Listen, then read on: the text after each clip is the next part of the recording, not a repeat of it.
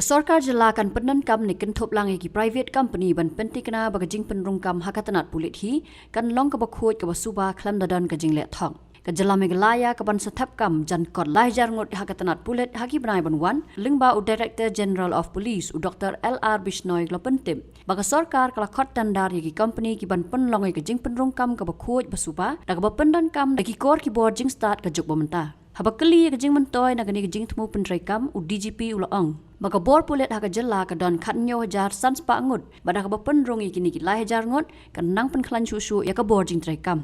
So now the recruitment has been approved by the government, by the state governments.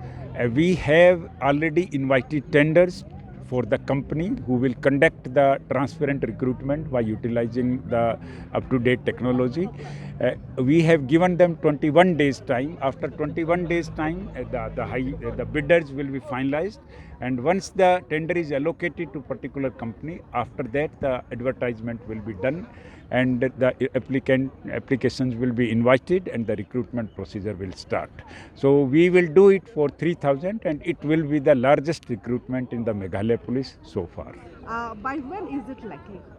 In the second week of February, we are thinking that the tender will be finalized, process of tendering will be finalized, that the company, name of the company will be finalized, and after that at any time, depending on the finalization of the company, we will issue the advertisement, and we'll give 1 month time to complete the process of applications, advertisements, and every other process related with the recruitment. How this is going to help Meghalaya police?